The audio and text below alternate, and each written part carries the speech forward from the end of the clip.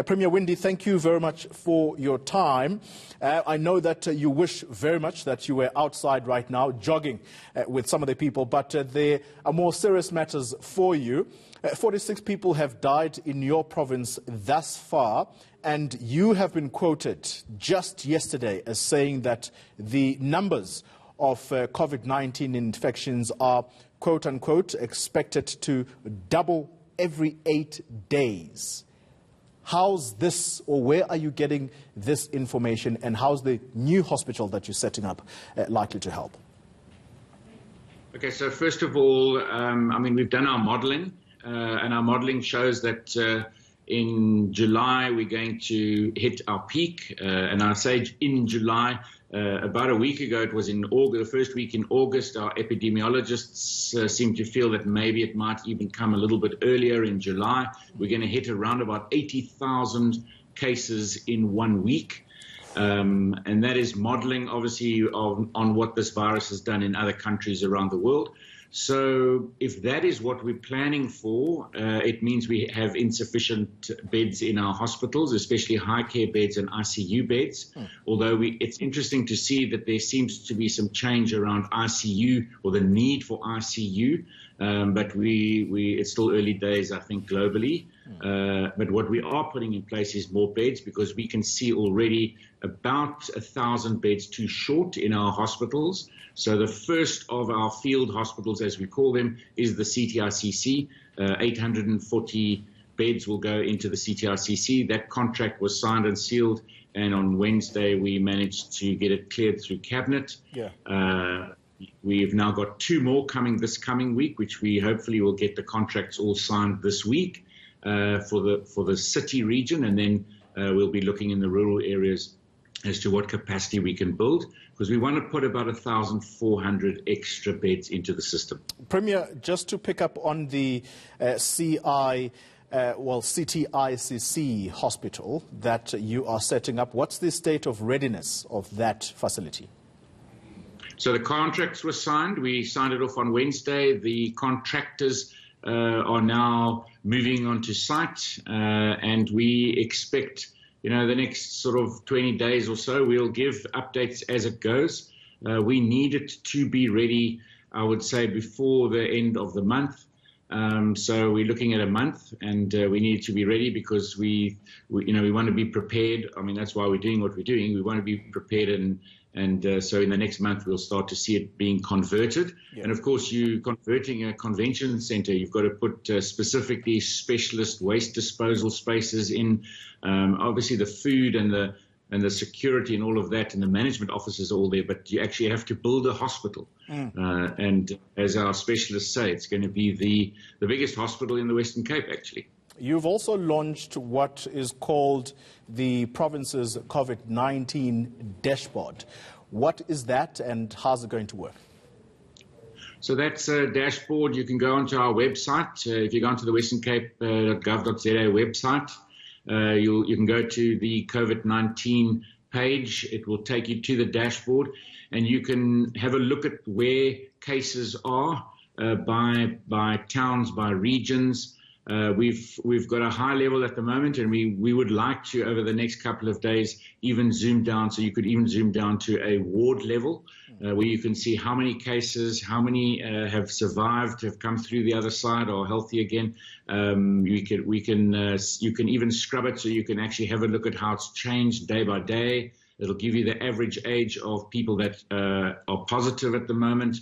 It will also track unfortunately track the deaths. But really a live page that you can go in. It'll be updated every 24 hours with all of our details, our stats and numbers. Yeah, Premier, your province has also seen an outbreak of what is called food protests, people coming out onto the streets to say they are hungry and they need food. The response of law enforcement, that was not pretty to see. How are you handling that? Also, alongside the breaking of the laws, with some simply breaking into bottle stores for alcohol. Correct.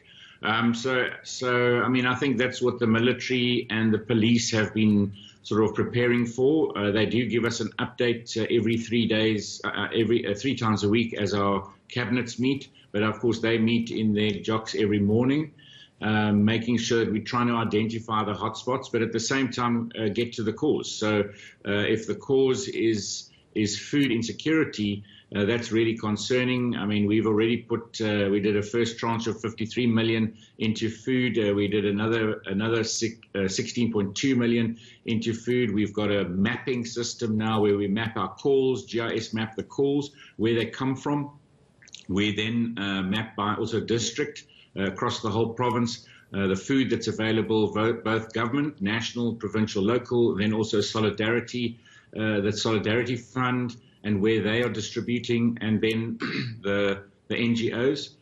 We've got 6,000 NGOs. It's very hard to map everything that they're doing, but we're trying to get all of that info. But already I'm much more comfortable because you can see where the shortfalls are, and you can make sure people get in there as quickly as they can. And then from trying to predict, of course, there's also just criminality. I mean, I think breaking into and looting bottle stores, this is criminality. Food is a serious issue, and I really get distressed when I see food trucks being looted when they are taking much needed food to the needy, to the poorest of the poor, and then people are looting trucks and the criminal activities coming in. And that's where we've got to build this relationship with our law enforcement, with police, so that we're trying to identify early warning systems. And I think we're slowly but surely getting better. It's going to be interesting mapping and managing now the change from now to today as more people can move around. Then seeing whether that's also enabling more criminality or not. Premier, as I wrap up with you, 2 quick questions, and if your response could be brief, please.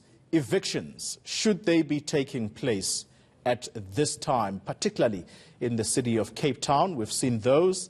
And also, just finally, the issue of education. Where does your province stand in as far as the reopening of schools is concerned?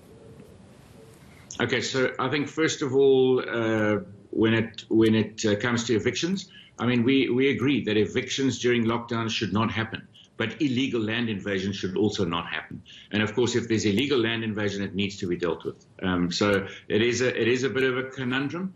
But I think in general evictions, but people mustn't abuse, just like looting food trucks. Also not illegally invading land is just totally unacceptable. And then around the education, I mean, obviously that's an ongoing debate. The longer we wait, the more difficult it is to catch up for the year. I think specifically for grade 12s, grade 11s who need to make application for universities, and then of course grade 7s now trying to move to high schools. But we also understand the pressure, especially where some of our rural schools or also some of our schools that have higher volume classrooms, it's a big issue because it's not necessarily the risk for our younger or the youth in our population, but it's the risk that they then in turn could take home to people who are vulnerable at their home. They might be elderly or perhaps have an underlying diabetes or TB or something like that. And of course that adds to the risk. So it's trying to find the balance and then actually get the school year going. All right, Premier of the Western Cape, Winde, thank you very much for your time.